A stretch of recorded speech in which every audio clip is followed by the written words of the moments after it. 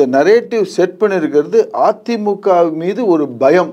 திமுக எனக்கு பிடிக்கலன்னா நான் அதிமுகவுக்கு போடுவேன், அதிமுக பிடிக்கலன்னா திமுக, இப்படியே தான் இருக்கு. செங்கோட்டையனும் அவர் அம்மாவின் படத்தையும் எம்ஜிஆர் அவர்களோட படத்தையுமே போடாது எவ்வளவு பெரிய ஒரு குற்றம். 99 விழுக்காடு தொண்டர்கள் எடப்பாடியின் தலைமையின் கீழ் இருக்கிறார்கள். தங்களுக்கு பதவி, தங்களுக்கு அதிகாரம் கையிலே வர வேண்டும் என்றால் எந்த எல்லைக்கும் போவார்கள் பாஜக. எடப்பாடிக்கு எவ்வளவுக்கு எவ்வளோ அந்த அதிமுக மேல அந்த ஒரு உரிமை இருக்கோ அதே அளவுக்கும் டிடிவிக்கும் சரி, ஓபிஎஸ்க்கு சரி, எடப்பாடியை விட சொல்ல போனா இவங்க தான் சீனியர். பாலியல் குற்றங்கள் வருது, அப்படியே போட்டு வருது. இது மிகவும் வெட்கக்கேடானது. இது முதல்வர் அவர்கள் இனியும் காலம் தாழ்த்தாமல் சாட்டையை சுழற்ற வேண்டும்.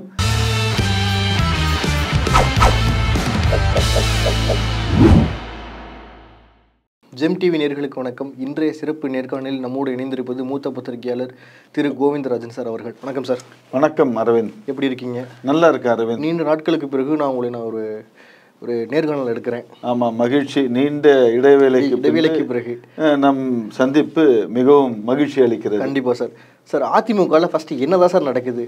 இந்த உட்கட்சி பூசல் அப்படிங்கிறது அதிமுகவில் இன்னமும் தொடர்ந்துக்கிட்டே தான் இருக்குது. மூத்த நிர்வாகிகளாக இருந்தாலும் சரி, மூத்த அமைச்சர்களாக இருந்தாலும் சரி, ஏன் இந்த ஒரு இது? அதுக்கப்புறம் அதிமுக தமிழக வெற்றி கழகத்தோட இணங்கி போயிருமா, கூட்டணி வைக்குமா? பிரசாந்த் கிஷோர்லாம் வந்துட்டு போயிருக்காரு, அதை பற்றி உங்களோட கருத்துக்கள். ஓகே, முதல்ல நீங்கள் முதல் கேள்வி கேட்டீங்க, அதிமுகவில் என்ன நடக்கிறது அப்படின்னு கேள்வி கேட்டிருக்கீங்க. இது கேட்கறதுக்கு முன்னாடி இந்த கேள்வியே மக்களிடையே கொண்டு எடுத்து சென்று அதிமுகவில் ஒரு குழப்பம் இருக்கிறது அப்படின்ற இந்த நரேட்டிவ் யார் செட் பண்ணியிருக்காங்கன்னு முதல்ல நம்ம பார்க்கணும். இதை பார்த்தானாக்கா இது இந்த நரேட்டிவ் செட் பண்ணியிருக்கிறது அதிமுக மீது ஒரு பயம். அதாவது அவங்க இந்த கடந்த 3-4 ஆண்டுகளில் அதிமுக என்பது கொஞ்சம் இதுவாக பண்ணிட்டு இருக்கிறாங்க, கொஞ்சம் ஒருங்கிணைந்து ஒற்றுமையாக வந்துட்டு இருக்காங்க. அவர் எடப்பாடி பழனிசாமி எதிர்கட்சி தலைவராக நன்றாக செயல்படுகிறார். மக்களிடையே இப்போ இருக்கக்கூடிய திமுக ஆட்சி மீது அதிருப்தி ஏற்பட்டு விட்டது.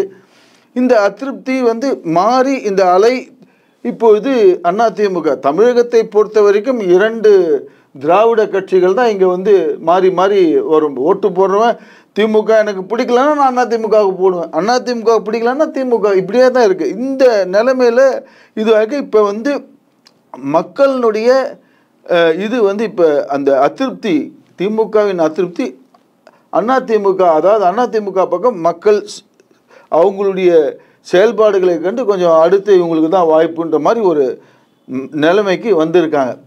இது ஆளுகின்ற அரசு, திமுக அரசு இதை உற்று கவனிக்கிறாங்க. அவங்களுக்கு வேற எதுவும் சொல்கிறதுக்கு வழி இல்லை.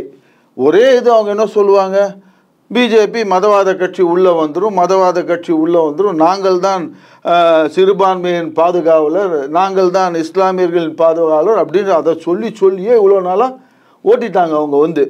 இப்போ இந்த இது பார்த்தீங்கன்னாக்க இப்போ அதிமுக இவ்வளோ நாளாக ஒரு கூட்டணி வச்சுட்டு இருந்தாங்க பிஜேபியில். அந்த பிஜேபி கூட்டணியிலேருந்து வெளியே வந்துட்டாங்க.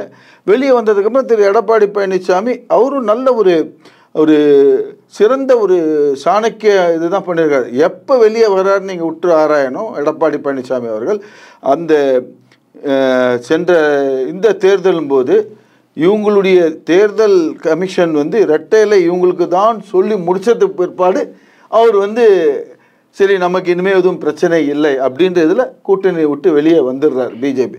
அந்த பிஜேபி கூட்டணியிலேருந்து வெளில வந்தவொடனே தான் எல்லா ப்ராப்ளம்ஸ், எல்லா பிரச்சனையும் வர ஆரம்பிக்குது.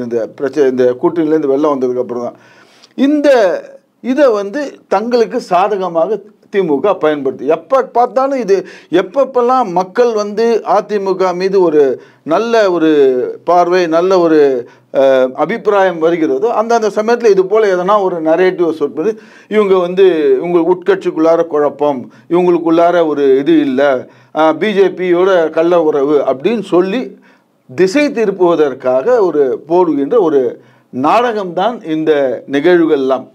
உண்மையிலேயே இல்லை சார், அதானே சார் உண்மை. இப்போ செங்கோட்டையனும் அவர் அம்மாவின் படத்தையும் எம்ஜிஆர் அவர்களோட படத்தையுமே போடாது எவ்வளோ பெரிய ஒரு குற்றம்.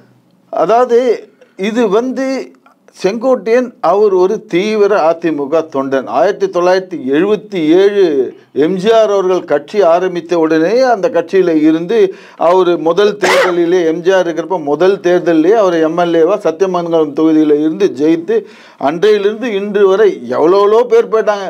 இப்போ அதிமுகவில் இருந்தவங்க இன்னைக்கு திமுகவில் இருக்கக்கூடிய முக்காவாசி அமைச்சர்கள்லாம் அதிமுகலையும் வந்தவங்க தான்.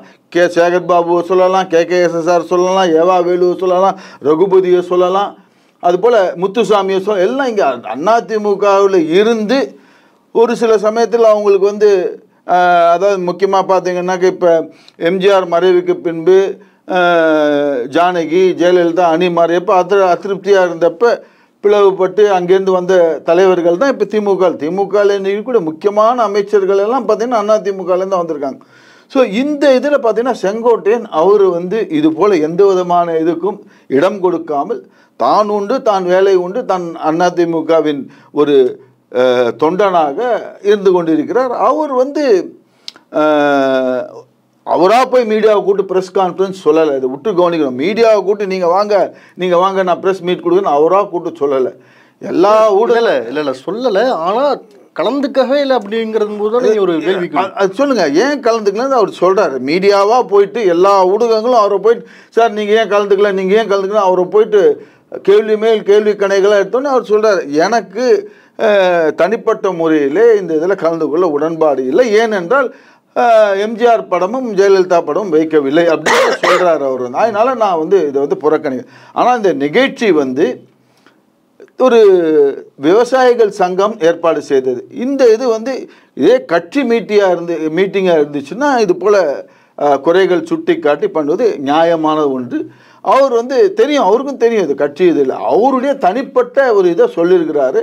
இதை ஊதி பெருசாக இதுதான் சமயம் பார்த்துட்டு இருந்துச்சு ஆளுங்கட்சி இந்த பிஜேபி, இதுதான் சாக்குன்றதுனால ஊதி பெருசாக்குவோம் இதை.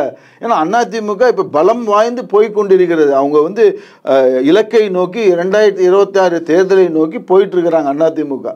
ஸோ அந்த இதுக்கு எதனா நம்ம வந்து எந்த அடிப்படையில் இந்த பலம்ங்கிற வார்த்தை நீங்கள் சொல்கிறீங்க? பலம்னா முதல்ல பார்த்தீங்கன்னா அதாவது ஏறத்தாழ 99 விழுக்காடு தொண்டர்கள் எடப்பாடியின் தலைமையின் கீழ் இருக்கிறார்கள். பொதுக்குழுவில் எல்லாம் இது பண்ணி இவருக்கு தான் கட்சின்னு சொல்லி கட்சி பொதுச் செயலாளர் அங்கீகரிக்கப்பட்டு இரட்டை இலை சின்னம் அங்கீகரிக்கப்பட்டு தேர்தல் ஆணையம் இணையதளத்திலேயே அது வந்து பதிவேற்றம் செய்திருக்கிறார். வந்து இப்போ இருக்கிற ஒரு ஸ்டேட்மெண்ட் என்னன்னா தேர்தல் ஆணையம் வந்து அந்த இதுதாங்க இப்போ பிஜேபி செய்யக்கூடிய இந்த நாடகம். பார்த்தீங்கன்னா எப்பவுமே பிஜேபிக்கு இது போல செய்யக்கூடியவர்கள் தான் சார். எதுக்கு எடுத்தாலும் பிஜேபி. ஆமாங்க. அது உதாரணம் பாருங்க, மகாராஷ்டிராவில் நல்லா போயிட்டு இருந்த சிவசேனா கட்சி பால் தாக்கரே அவருடைய மறைவுக்கு பின்பாது அந்த கட்சியை உடைச்சாங்க. இந்த கட்சியை உடைச்சி தங்களுக்கு பதவி தங்களுக்கு அதிகாரம் கையிலே வர வேண்டும் என்றால் எந்த எல்லைக்கும் போவார்கள் பாஜக.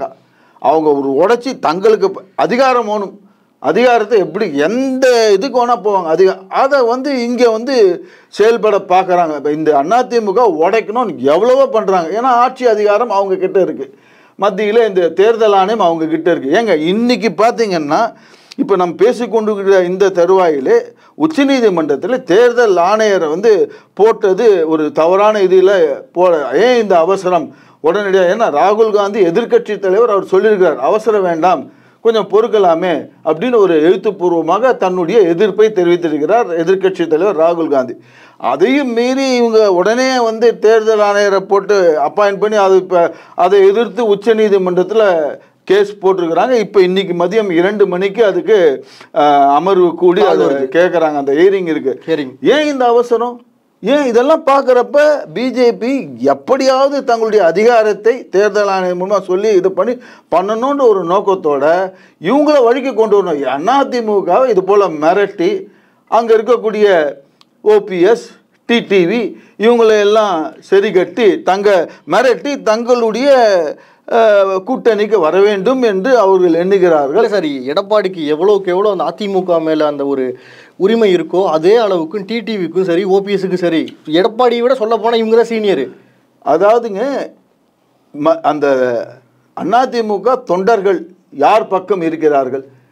டிடிவி பக்கமா இன்றைக்கு ரெக்கார்டு தாங்க பேசும். உங்களுக்கு தான் ரெக்கார்ட் டாக்குமெண்ட் தான் பேசும்.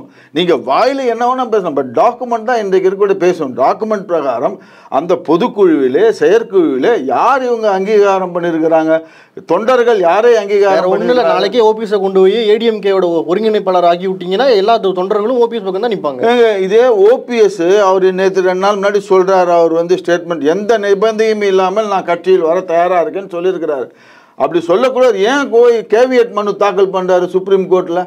இதுலேருந்து அவருடைய உள்நோக்கம் தெரியக்கூடாது. தெரியுது இல்லை, அவர் வந்து அவருடைய எண்ணம் எல்லாம் தனக்கு எந்நேரமும் எதனா ஒரு பதவி. இது ஒரு ஆதங்கம் சார். எடப்பாடி இருக்கிறதுக்கு முன்னாடி ஜெயலலிதா இருந்த காலத்துலேயும் ஓபிஎஸ் வந்து சீஃப் மினிஸ்டர். தவறு சார், தவறு. அதாவது சீஃப் மினிஸ்டர் ஏதோ அவருக்கு வந்து லக்கு, ஒரு அதிர்ஷ்டம் அவருக்கு இதுல சார். அம்மா அதாவது நீங்க ஒன்று புரியும், எடப்பாடி பழனிசாமி அவர்கள் ஜெயலலிதா சேவல் சின்னத்திலே போட்டியிடுறப்ப எடப்பாடி பழனிசாமி கூட இருந்தார்.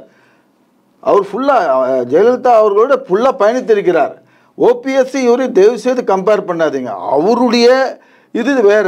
அவர் வந்து தன் பதவி அவருடைய மெயின் இதை யாரோடையும் அரவணைத்து செல்லவில்லை. கட்சியில் இருக்கக்கூடியவங்க யாரிடம் அரவணைத்து அவரை வந்து இது பண்ணி செல்லவில்லை. அவர் இன்னைக்கு வந்து தனிமரமாக நிற்கிறார்.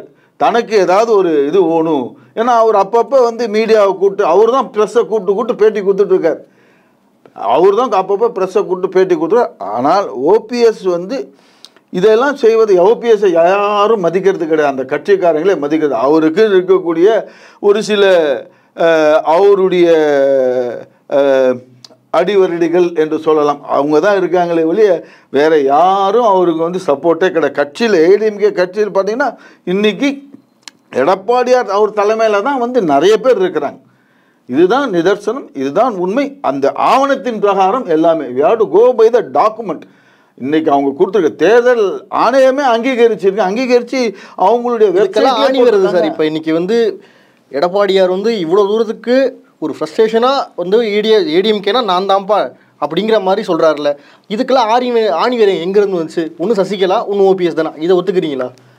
அதாவது சசிகலா ஓபிஎஸ்ன்றது, அதாவது இதுக்கெல்லாம் ஆணிவேர்னு பார்த்தீங்கன்னா கட்சியுடைய ஃபவுண்டர் நிறுவனர் சசிகலா பார்த்தாலும் சார் இவங்க தவறுங்க. இவங்க அதாவது கட்சியின் நிறுவனர் எம்ஜிஆர், அவருக்கு பிற்பாடு ஜெயலலிதா, புரட்சி தலைவி ஜெயலலிதா அந்த அம்மா மறைவுக்கு. ஏன்னா சசிகலாலாம் ஒன்றுமே கிடையாதுங்க. சசிகலா இவங்களுடைய ஒரு தோழியாக, பணிப்பெண்ணாக இவங்களுக்கு உதவி செய்வதற்காக வந்திருந்தாங்க. அவங்க வந்து அவங்களுடைய மொத்த உறவினர்களையும் இந்த அம்மா கிட்ட வச்சுக்கிட்டு அவங்க வந்து ஒரு சுயநலத்திற்காக எல்லாம் பண்ணியிருந்தாங்க. ஆனால் கட்சிக்கு பாடுபட்டு இன்றைக்கு கட்சியை வரதெல்லாம் எல்லாமே தொண்டர்கள் தாங்க. இது போல் இவங்கெல்லாம் எல்லாமே தொண்டர்கள் தான். அவங்க ஏடிஎம்கேல சொல்கிற மாதிரி இருக்கக்கூடிய அவங்க கிளைம் என்ன சொல்கிறாங்க, 1.5 கோடி தொண்டர்கள்ன்றாங்க. அந்த 1.5 கோடி தொண்டர்கள் இன்றைக்கி எவ்வளோ பேர் வந்து சசிகலா தலைமையும் டிடிவி தலைமையும் எவ்வளோ பேர் இருக்காங்க. அப்படி இருந்துச்சுன்னா தேர்தலில் பிரதிபலிச்சிருக்குமே. சென்ற நாடாளுமன்ற தேர்தலில் டிடிவி நின்றார், ஜெயிச்சிருக்கணுமே. அவங்க கிட்ட இருக்கக்கூடிய மொத்த தொண்டர்கள் சொல்லியிருந்தாங்கன்னா அவர் பக்கம் இருந்தாங்கன்னா அவருக்கு ஓட்டு போட்டிருக்கணுமே, அவரை ஜெயிக்க வச்சிருக்கணுமே. அதே போல் ஓபிஎஸ் அவர்கள் நின்றார். உண்மையிலே கட்சிக்கு கண்ணியமாக விசுவாசியாக ஒருத்தர் ஓபிஎஸ் இருந்தார்னா தேர்தலே நிற்காத நான் வெயிட் பண்ணுறேன் அப்படின்னு சொல்லியிருக்கணும். இதே திரு செங்கோட்டையன் அவர்கள் பல்வேறு தருணங்களிலே புரட்சி தலைவி ஜெயலலிதா அம்மையார் அவர்களால் ஓரங்கட்டப்பட்டு ஒதுக்கப்பட்டு இருந்த சமயங்கள் இருக்கிறது. அதாவது அவருக்கு வந்து 2011 நினைக்கிறேன், 2011லேருந்து 16 வரைக்கும் செங்கோட்டையனை ஃபுல்லாக ஒதுக்கி எந்த விதமான பொறுப்பே கொடுக்கல செங்கோட்டையனுக்கு ஜெயலலிதா அவர்கள். அப்புறம் 2016 தான் வந்து அவருக்கு வந்து ஒரு அமைச்சர் பதவியை கொடுத்து எல்லாம் இது பண்ணியிருக்காங்க. அப்போ ஓடிட்டாரா செங்கோட்டையன். அப்போ வந்து ஜெயலலிதா இருந்தப்போ எல்லாத்தையும் ஒரு தொண்டன் என்பவன் ஏதாவது ஒரு குடும்பம், அந்த குடும்பத்தில் பல்வேறு கசப்புகள் இருக்கலாம். அதை வந்து அவர் வந்து வெளியில் சொல்லியிருக்காரு. அதான் கேட்குறேன், ஒரு குடும்பத்தில் சண்டை போட்டு ஒருத்தர் போயிட்டாரு, திருப்பி அந்த குடும்பத்துக்குள்ள வரணும்னு நினைக்கிறாரு, ஏன் விட மாட்டேன்றீங்க? ஏங்க குடும்பத்தில் வரணும்னா அவர் வந்து நல்ல எண்ணத்தோடு வரணும்னு நோக்கத்தோடு இருந்தானா இது பண்ணலாம். அவர் இந்த பக்கம் வந்து நான் வந்து எந்த விதமான இதுவும் எதிர்பார்ப்பு எல்லாம் வரேன்னு சொல்கிறார். ஆனால் போய் கேவியட் போடுறாரு சுப்ரீம் கோர்ட்டில். இவர் எப்படி நம்புவாங்க? எப்படிங்க நம்புவாங்க? இதெல்லாம் வந்து முற்றிலும் தொண்டர்கள் யாரும் ஏற்றுக்கொள்ள மாட்டார்கள் என்று தான் நான் நினைக்கிறேன். எல்லோருடைய தொண்டர்களுடைய விருப்பம் என்னன்னா அதிமுக ஒருங்கிணைந்து இருக்க வேண்டும் என்பதுதான் எல்லா தொண்டர்களுடைய விருப்பம். ஆனால் ஒரு சில குள்ள நெறிகள் இது போன்று அதிமுகவில் பிளவை ஏற்படுத்த வேண்டும். நம்ம வந்து அவங்களுடைய சுயநலத்திற்காக நம்ம பிளவை ஏற்பட்டு மற்றவர்களுக்காக செயல்படுகிறார்கள். அதிமுக கோசம் எதுவும் பண்ணுறது இல்லைங்க. அப்படி அதிமுக பண்ணுறதுனா ஏன் தனி கட்சி ஆரம்பிக்கணும்? ஏன் அப்படியே இது பண்ணிட்டு இருக்க வேண்டியது தானே? இந்த விஷயத்தில் நான் திருமதி சசிகலா அவர்களை நான் வந்து வரவேற்கிறேன். அவங்க கட்சியெலாம் ஒன்றும் ஆரம்பிக்கலை. நான் வந்து அதிமுக தொண்டர்களே இது பண்ணி தனியாக தான் அவங்க இது பண்ணிட்டு இருக்கிறாங்க. அவங்க கட்சின்னு தனியாக ஆரம்பிக்கலை. 2 பேரும் வந்து இது பண்ணியிருக்காங்க. இவரு போட்டியிட்டு எல்லாம் இது பண்ணியிருந்தாங்க. இது வந்து தொண்டர்கள் ஏற்க மாட்டார்கள். இது உங்களுடைய இந்த முதல் கேள்விக்கு உண்டான இவ்வளோ பெரிய விளக்கம் கொடுத்துருக்குது. அடுத்தது நீங்கள் கேட்ட 2வது கேள்வி, தமிழக வெற்றி கழகம் திரு விஜய் அவர்கள் கட்சி ஆரம்பித்து ஓராண்டு நிறைவு பெற்றது. இன்றைக்கு பார்த்தீங்கன்னா ஆளுங்கட்சியுடைய கவனம் அத்தனையும் 2 கட்சிகள், ஒன்று அதிமுக, ஒன்று விஜய். இவங்க 2 பேர் மேலே தான் இருக்குது. ஏன்னா அதே போல் பிஜேபியும் இவங்களுடைய மூமெண்ட்ஸ்லாம் பார்த்துட்டு தான் இருக்காங்க. பிஜேபி அதிமுகவுடைய நகர்வுகள்லாம் பார்க்கிறார்கள், விஜய் கட்சியுடைய நகர்வுகள்லாம் 2 கட்சிகளும் ஆளுகின்ற 2 கட்சிகளும் பார்த்துட்டு இருக்காங்க. ஆமாம், இதுக்கு எடுத்துக்காட்டு வந்து இந்த மத்திய அரசினால் அங்கீகரிக்கப்பட்ட ஒரு செக்யூரிட்டி ஃபோர்ஸ் வந்து அதுவே உளவு பார்க்கறதுக்கு தாங்க. அதாவது அவர் கொடுத்துருக்கிற செக்யூரிட்டியை இவருடைய உளவு பார்க்கறதும் இவருடைய எங்க கொடுக்கறது ஐபிக்கு கொடுக்கறது இன்டெலிஜென்ஸ். ஆமாம், அதுக்கொசம் தான் அந்த செக்யூரிட்டி. ஏன்னா அவர் கேட்டாருங்களா விஜய் எனக்கு கொடுன்னு, இவங்க கொடுத்துருக்குறாங்க. அது உளவு பார்க்கறதுக்கு தான் கொடுத்துருக்குது. இந்த இதில் பார்த்தீங்கன்னா இந்த கூட்டணி அமையக்கூடாது என்று கங்கணம் கொட்டி இருப்பவர்கள் பிஜேபி, திமுக, ஓபிஎஸ், டிடிவி. இவங்க இந்த கூட்டணி அமைந்தால் ஸ்வீப் 2026 அதிமுக ஸ்வீப். இந்த கூட்டணி அமைந்தால் இது அமையக்கூடாது என்பதிலே ஆளுங்கட்சி 2 ஆளுங்கட்சி, மத்தியில் ஆளுகின்ற கட்சியும் மாநிலத்தில் ஆளுகின்ற கட்சியும் இந்த இது பண்ணக்கூடாது. அதுக்கு பணபலம், தங்களுடைய இதை ஆட்சியை வைத்துக்கொண்டு பல்வேறு மிரட்டல்கள், பல்வேறு இது போல் அதிமுக மிரட்டி தங்களிடையே பணியை வைக்கிறதுக்கு எல்லாம் செய்கிறாங்க. ஆனால் வருகின்ற இதெல்லாம் பார்த்தீங்கன்னா கண்டிப்பாக விஜய்க்கும் அதிமுக 2 பேருக்குமே இது வந்து ஒரு வாழ்வா சாவா. 2 கட்சிகளுக்குமே இது ஒரு வாழ்வா சாவான்ற இதில் தான் பார்த்துட்டு இருக்காங்க. விஜய் அவர்கள் கட்சி இப்போ ஆரம்பிச்சிருக்காரு. ஏன்னா அவர் வந்து படத்தில் பல கோடி ரூபாய் அவர் படம்லாம் எடுத்துகிட்டு இது அதை விட்டுட்டு இதில் வர்றாருன்னா ஏதோ ஒரு மக்களுக்கு செய்யணும்னு சம்பாதிக்கலாம், அதை விட இதில் சம்பாதிக்கலாம்ல அப்படின்ற நோக்கத்தோடு வரவர்கள் எல்லாம் இன்றைக்கு வந்து இதுவாக தான் போயிருக்காங்க. பல்வேறு எடுத்துக்காட்டுகள்லாம் இருக்குது. ஆனால் விஜய் அவர்கள் இப்போ வந்திருக்கிறது நல்ல ஒரு மாஸ் லீடராக இருக்கார். மக்களிடையே கொஞ்சம் ஓரளவுக்கு இதுவாக இருக்குது. ஆனால் எடுத்த உடனே அவர் வந்து நம்ம வந்து ஆட்சி கட்டில் வரணுன்றது அது ஒரு தவறான, அவருக்கு சொல்லக்கூடிய ஆலோசனைகள்லாம் நம்மளது தான் ஆட்சி, நம்ம தனியாக நிற்போம் அப்படி இப்படின்னா அது வந்து பகல் கனவு தான். இல்லை சார், நீங்கள் சொல்கிற மாதிரி வச்சுக்கோ, மாஸ் லீடர் தான். ஆனால் என்ன பத்திரிகையாளர்கள் பார்த்தா கொஞ்சம் பயப்படுவார். கரெக்டா? ஏங்க அது அவருடைய தனிப்பட்ட விருப்பம். அவருடைய இதில் தனிப்பட்ட விருப்பம். அவர் சந்திக்காது எதனா காலம் பார்க்கலாம், யாரையும் சந்திக்க அது அவர் தவிர்க்கிறாரு. அதுக்குன்னு ஒரு சந்தர்ப்பம் வரும்போது கொடுப்பாரு என்னவோ தெரியும். பட் பத்திரிகையாளரை சந்திக்கலாம்.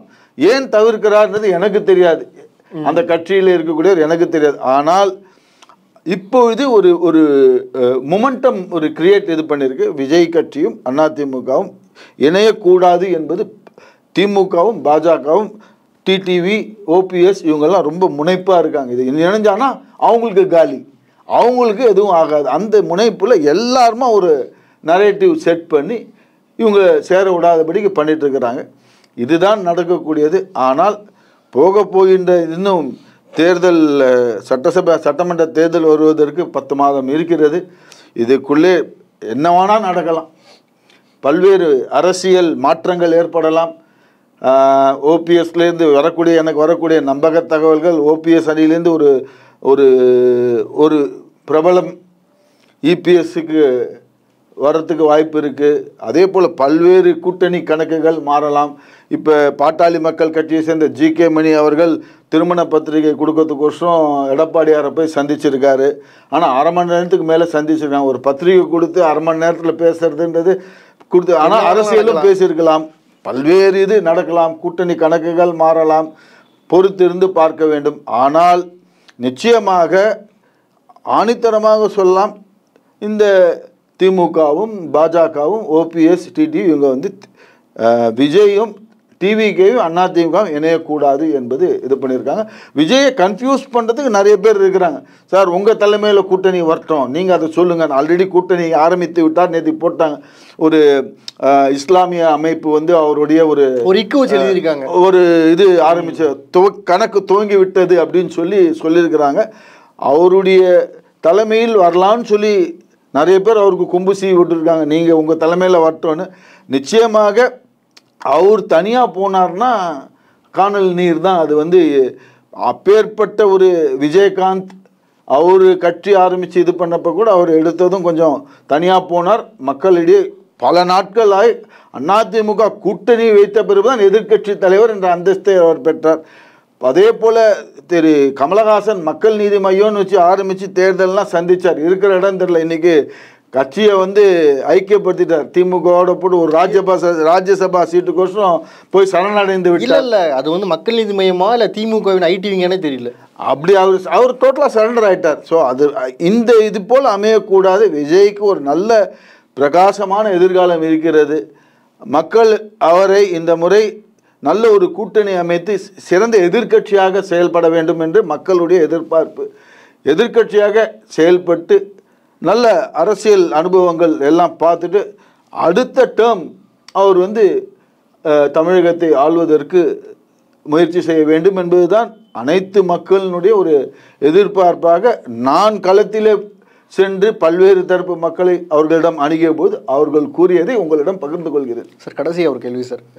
சமீபத்தில் நம்ம கேள்விப்பட்டிருப்போம், இன்றைக்கில் நாளிதழ்களில் இதுக்குன்னே போஸ்கோ அப்படின்னு ஒரு காலம் வந்து இன்றைய போஸ்கோ அப்படின்னு சொல்லிட்டு அதுக்குன்னே தனியாக காலம் ஒதுக்கி செய்திகள் வர ஆரம்பிச்சிருச்சு. சட்ட ஒழுங்கு மற்றும் பெண்கள் பாதுகாப்பில் கடந்த ஒரு 6 மாதமாக நம்ம டெய்லியும் பெண்களுக்கு உண்டானதுலேயும் சரி, சிறுவர்களுக்கு உண்டான குற்றத்துலேயும் சரி, இது வந்து கூடிக்கிட்டே போகுது, செய்திகள் வந்து கூடிக்கிட்டே போகுது. இதை பற்றி உங்களோட கருத்துக்கள், அதிமுக 2026 வந்தால் இந்த மாதிரி குற்றத்துக்கு என்ன மாதிரி தண்டனை கொடுப்பாங்க? அதாவது இப்போ நீங்கள் பார்த்தீங்கன்னாக்கா நல்ல கேள்வி கேட்டிருக்கீங்க. எதிர்க்கட்சி தலைவர் எடப்பாடி பழனிசாமி அவர்கள் கூட வேலூர் மாநாட்டிலே சுட்டி காட்டினார். ஒரு தங்கம் விலை டெய்லி இன்றைய தங்கம் விலை அப்படின்னு சொல்கிற மாதிரி இன்றைய குற்றங்கள், பாலியல் குற்றங்கள் அப்படியே போட்டு வருது. இது மிகவும் வெட்கக்கேடானது. இது வந்து முதல்வர் அவர்கள் இனியும் காலம் தாழ்த்தாமல் சாட்டையை சுழற்ற வேண்டும், சர்வாதிகாரியாக மாற வேண்டும். ஆனால் இதெல்லாம் அவர் கையில் இல்லைன்றது தான் இதிலேருந்து தெரியுது. இதற்கு முக்கிய காரணம் இது பாலியல் குற்றங்கள்லாம் நடைபெறுவதற்கு முக்கிய காரணம் போதைப்பொருள், கஞ்சா நடப்பாட்டம், இந்த சிந்தட்டிக் ட்ரக், இதெல்லாம் முக்கிய காரணம். இதுவும் பெருகி கிடக்கிறது. நீங்கள் அதிமுக ஆட்சி கம்பேர் பண்ணி இது பண்ணால் நிச்சயமாக அதிமுக ஆட்சியில் வராது என்பது தான் ஒரு நம்பிக்கை. கொடுப்பீங்க இந்த மாதிரி குற்றவாளி. அதாவது அப்போ வந்து ஆட்சி வந்து இப்போ நீங்கள் உதாரணத்துக்கு பார்த்தீங்கன்னா இபிஎஸ் கடந்த ஒரு 4 வருஷம் ஆட்சி புரிஞ்சு, அப்போ அவர் வந்து முதல் முறையாக முதலமைச்சராக இருக்கார். அப்போ அவர் நேரடி கட்டுப்பாட்டில் அவர் காவல்துறை வச்சுட்டு இருந்தார். உதாரணத்துக்கு ஒரு இது சொல்லணுன்னா, இந்த முருகன் வேல் யாத்திரை, அதை உங்களுக்கு உதாரணமாக சுட்டி எப்படி இபிஎஸ் அவர்கள் தன்னுடைய ஒரு எப்படி கட்டுக்கோப்பாக சட்டம் வாங்க வச்சுருந்தார். அந்த வேல் யாத்திரை இவங்க இபிஎஸ் ஆட்சியில் முருகன் பிஜேபி அப்போ மாநிலத்தில் முருகன் இது பண்ணியிருந்தார். அப்போ பிஜேபி கூட்டணியிலே இருந்தார் எடப்பாடியார். ஸோ அந்த சமயத்தில் சட்டம் ஒழுங்கு பிரச்சனை வரக்கூடும் என்று உளவுத்துறை மிகுந்த எச்சரிக்கை விடுத்தார்கள். அது எப்படி திறம்பட கையாண்டார் எடப்பாடியார். எந்த ஒரு பிரச்சனையாக வந்துருச்சுன்னா, எந்த ஒரு கலவரமோ எதுவோ வந்துச்சுன்னா என்ன பண்ணார்? அவர் வேல் யாத்திரை வரும்போது அந்த ஒரு மாவட்டத்துக்கு எல்லையிலேயே போயிட்டு எல்லாரையும் இது பண்ணி கலைந்து போங்கன்னு சொல்லுவாங்க.